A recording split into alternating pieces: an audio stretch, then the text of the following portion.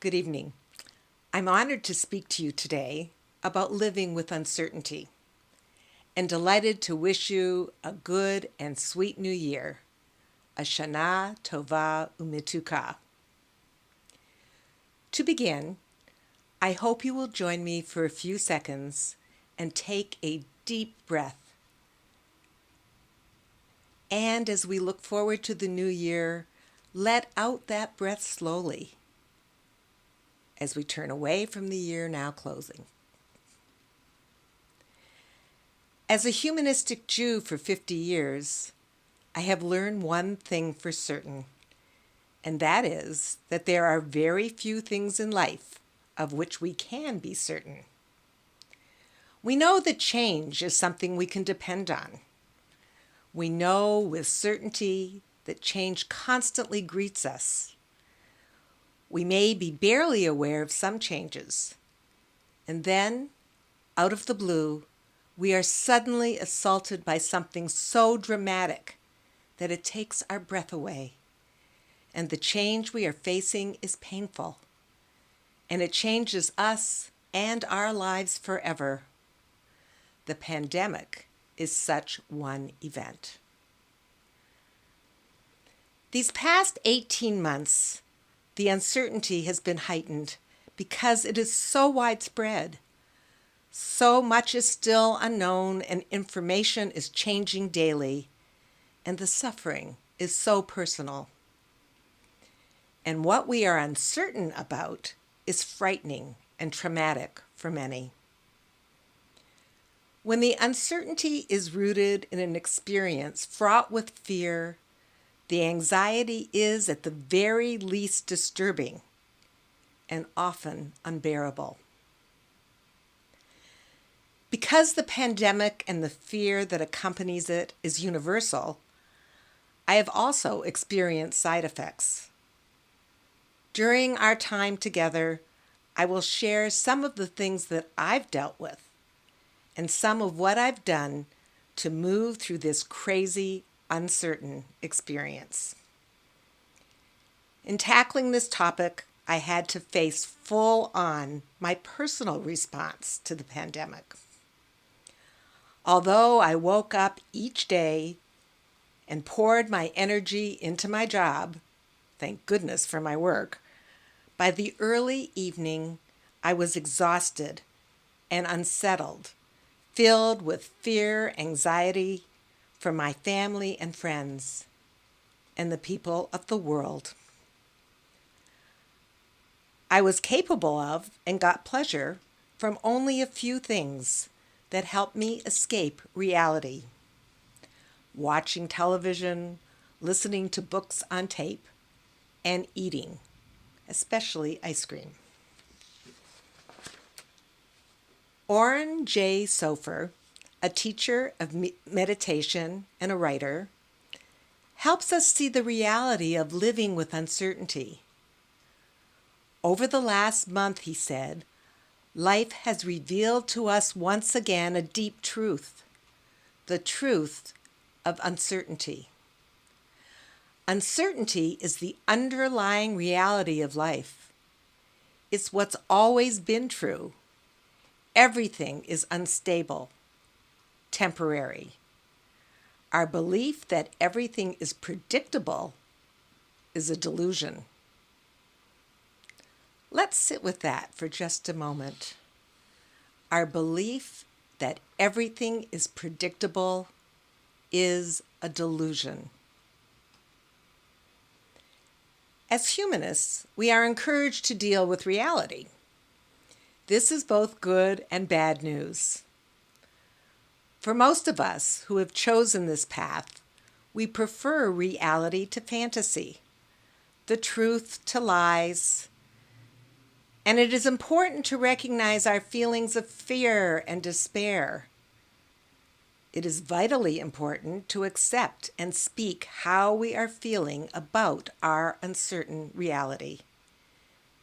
It is not particularly helpful or healthy to live in a state of uncontrolled fear or anxiety over the long haul. Accepting reality is not always easy. Rabbi Sherwin Wine, founder of humanistic Judaism, in his book, Staying Sane in a Crazy World, describes what he calls the grand illusion. In quoting him, he states, "The grand illusion is the belief that we live in a meaningful world, that the universe enforces the moral agenda of human beings, that the facts conspire to reward the good and punish the wicked, that the behavior of men and women ought to reflect the behavior of destiny." However, we know through our own observation that there is no evidence to the truth of that assertion. In giving up this illusion, do we abandon hope? No, Wine says, because strength comes from realism. Because strength comes from realism. Can humanistic Judaism help us accept reality and overcome our fears? I believe so. But what does humanistic Judaism and humanism teach us about how to deal with the painful truths and uncertainty? What do we have in our philosophical and psychological bag of tricks that can help us move from despair to hope? As a people, the Jews know that life is uncertain. It takes only a superficial look at Jewish history to understand that reality, and unfortunately, many of the examples are worse than the pandemic. These historical lessons have sensitized many Jews to the pain and suffering of others. But the experiences of other people do not always help us in the same way that learning from our own experiences can. We just need the tools to be able to do that. I've often been asked to name a book that has changed my life in a significant way, and there are many. However, without question, Viktor Frankl's book, Man's Search for Meaning, has had the most profound impact on me. Frankl, an Austrian psychiatrist who survived Auschwitz, comments on the moments of great compassion he witnessed among other prisoners in the camps. He said that observing these acts of kindness was proof that everything can be taken from a person, but one thing: to choose one's attitude in any given set of circumstances, to choose one's own way. I have learned that lesson over and over again. When I feel frustration, fear, and despair, I and only I have the power to determine how I will respond, how I will react. It is up to me and each of us, and happily, it is a skill that can be developed. As Wine writes in his poem on hope, hope is a choice never found, never given, always taken. Hope is an act of will. Optimists laugh, even in the dark. They know that hope is a lifestyle, not a guarantee. The single most important skill in coping with uncertainty is resilience. What do we know about resilience? Positive psychology, spearheaded by Dr. Martin Seligman in the late 60s, is a different approach to the psychology of the first half of the 20th century. Positive psychology looks at the things that go right with a person, rather than what is wrong. With this paradigm shift, positive psychology refers to resilience as the ability to cope with whatever life throws at us. A resilient person works through challenges by using personal resources, strengths, and other positive capacities of psychological capital, like hope, optimism, and self-worth. According to positive psychologists Lopez and Snyder, individuals who are resilient have these qualities: positive self-image, problem-solving skills, self-regulation, adaptability, understanding meaning and one's purpose in life, positive outlook, and skills and talents that are valued by self and community. I had to look a little harder to find support for my belief that laughter is one of the most significant factors in developing resilience. Amy D., a psychiatric registered nurse and motivational speaker, digs deep into the benefits of laughter in strengthening resilience. She notes that laughter is contagious. It's strong medicine for the body. It actually changes the hormones you produce, and it helps you cope better with everyday life. Humor doesn't ignore difficulties. It makes them tolerable. Humor is not meant to hurt or diminish pain people feel every day. Instead, it creates a momentary positive focus, which in turn helps us to live with the emotional draining things that we confront daily. Well, I admit that my humor can be a little dark, and that has worried me. But in reading, I found something that President Abraham Lincoln once said, so that makes it kosher. He said to his advisors who did not laugh when he read them something that he had found very funny. He said, "Why don't you laugh? With the fearful strain that is upon me night and day, if I did not laugh, I should die. And you need this medicine as much as I do. And so do all of us." After being fully vaccinated, I faced the difficult reality of my self-destructive behavior. By the end of April, I was determined to live and to do what I needed to do to be healthy. I have used a 2020 article by social worker Katie Hurley as an outline to suggest key steps to building resilience during a pandemic. I chose her article because it encompasses in a few short steps what I've been reading and learning about for years.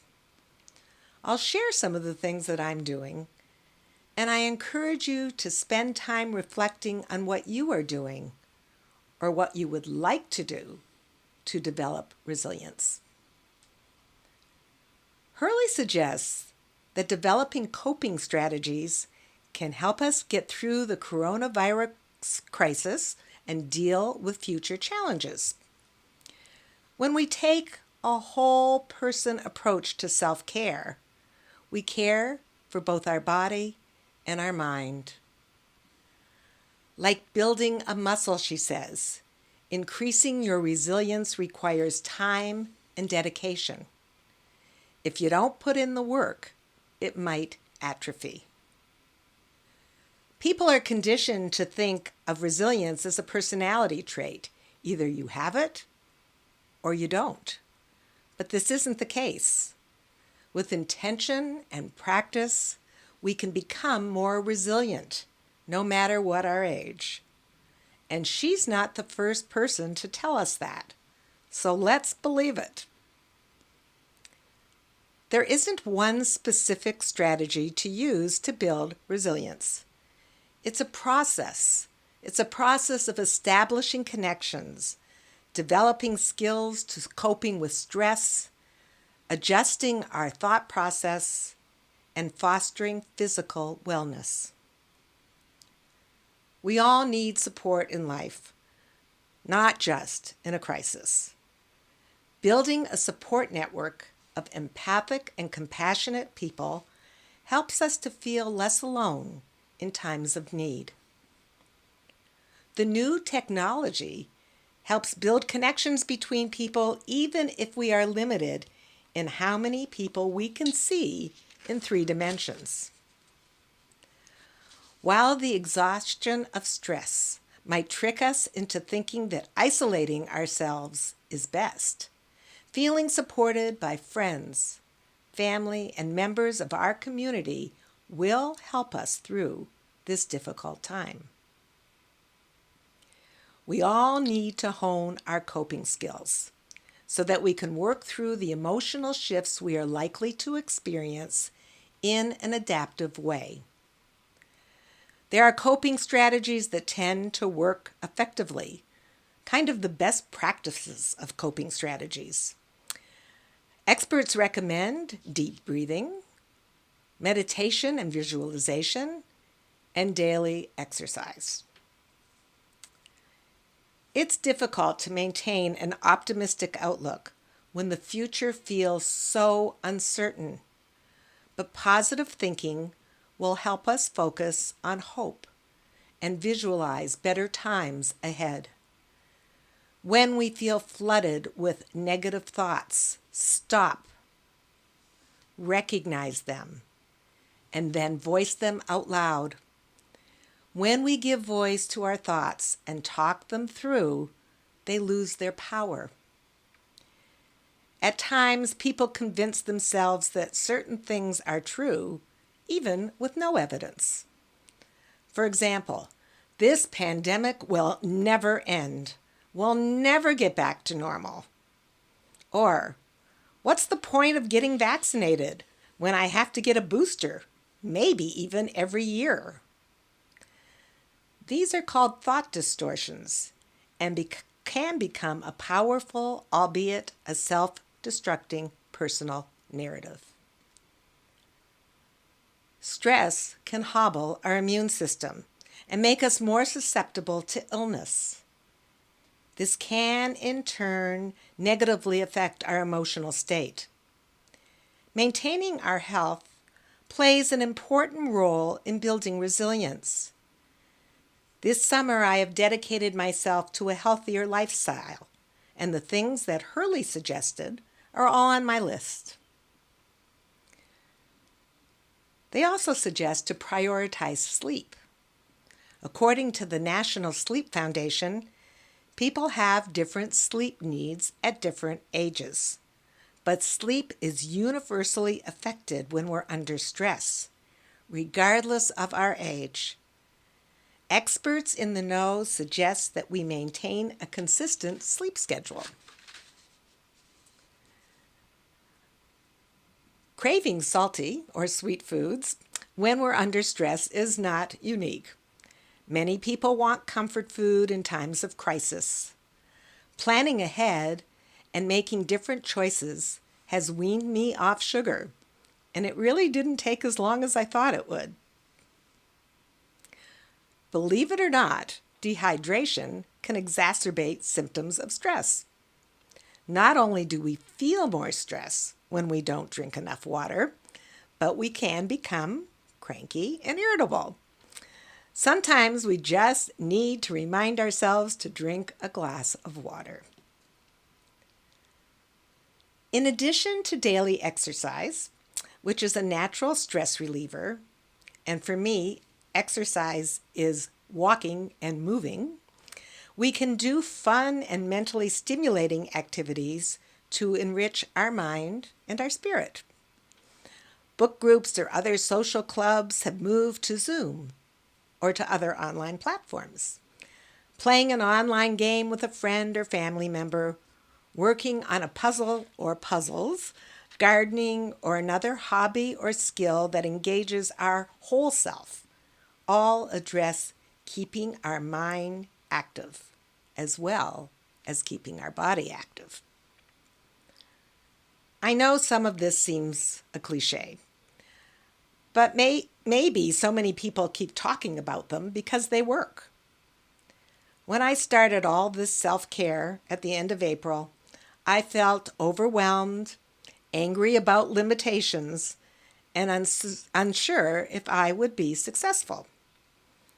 I engaged in this process fully and dedicated myself to learning as much as I could to make my life healthier. how interesting it was that this request came my way and gave me the opportunities to synthesize and integrate my new lessons with what I knew about humanistic psychology and philosophy. So many thanks for this opportunity. The strength of humanistic Judaism in developing resilience lies in our philosophy of reality, our steadfast commitment to pursue truth, our ability to laugh at ourselves, the strength of having a supportive community, and an understanding that human beings make meaning. Meaning does not come from outside of ourselves. I remind us again of Frankl's wisdom on our freedom to choose how we respond, and on Wine's insight on choosing hope over despair, encouraging us to remember that we have both the power and the responsibility to create a meaningful and compassionate life for ourselves, even in these uncertain times. I have found that humanistic Judaism's poem, Where is My Light, has been a source of inspiration and calm, and is a strong reminder of how I have chosen to live my life. Many of you know it. Where is my light? My light is in me. Where is my hope? My hope is in me. Where is my strength? My strength is in me and in you. My intention was to share with you how humanistic Judaism's philosophy of light, hope, and strength can guide us to live with courage and optimism in these very uncertain times. And of course, to wish you a joyful new year. Shana Tova.